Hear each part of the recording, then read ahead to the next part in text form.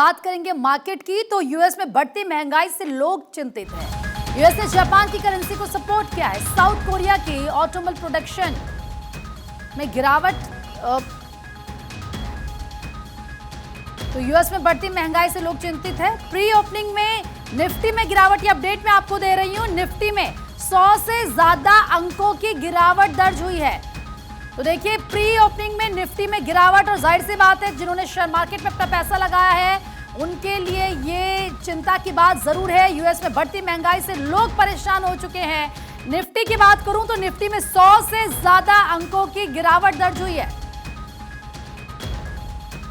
तो pre opening में Nifty में गिरावट, ये मार्केट की हम बात कर रहे हैं। मार्केट एक्सपर्ट आकाश जिंदल जी हमारे साथ जुड़ चुके हैं। आकाश जी, हालांकि यूएस में जिस तरीके से महंगाई बढ़ रही है लोग उससे परेशान है, लेकिन पहले मैं प्री ओपनिंग की बात कर लूं। सर, प्री ओपनिंग में निफ्टी में गिरावट हुई है 100 अंकों से ज्यादा कि यहाँ पर गिरावट, तो क्या ये चिंता की बात है? आप इसे कैसे देखते हैं?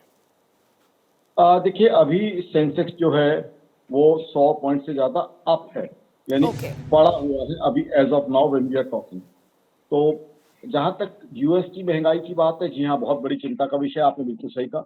मेरी ऑर्गेनाइजेशन आकाश जिंदल डॉट कॉम का मानना है कि यूएस की महंगाई यूएस की इकोनॉमी के लिए और ग्लोबल इकोनॉमी दोनों के लिए बहुत बड़ी चिंता का विषय है। क्योंकि कारण क्या है, यूएस दुनिया की सबसे बड़ी इकोनॉमी है। अब यूएस में अगर बाइंग कम होगी, यूएस में कंजम्पशन कम होगी, तो मेरी ऑर्गेनाइजेशन आकाश जिंदल डॉट कॉम और मेरा आकाश जिंदल का मानना है उससे ग्लोबल इकोनॉमी स्लो डाउन की तरफ चलेगी। अब यूएस में क्योंकि रेट ऑफ इंटरेस्ट हाई है, तो उस तरीके से हाउस सेल भी नहीं हो रहे, रेट ऑफ इंटरेस्ट कम नहीं हो रहा। अब यूएस के लिए सबसे बड़ी प्रायोरिटी है कि वो रेट ऑफ इंटरेस्ट कम करे। रेट ऑफ इंटरेस्ट कम करने के लिए इन्फ्लेशन के ऊपर जबरदस्त क्लैम्प डाउन जरूरी है। अब उसके लिए दो चीजें जरूरी है। एक तो टैरिफ का जो चीजें चल रही हैं वो बंद की जाए। दूसरा, यूएस ईरान वॉर अभी तक हम टकटकी लगा के देख रहे हैं, तमाम ग्लोबल चैनल पे मैं इस चीज के व्यू दे रहा हूँ, अब खत्म होने की संभावना है, अब खत्म होने की संभावना है, लेकिन वो खात्मा नहीं हो रहा।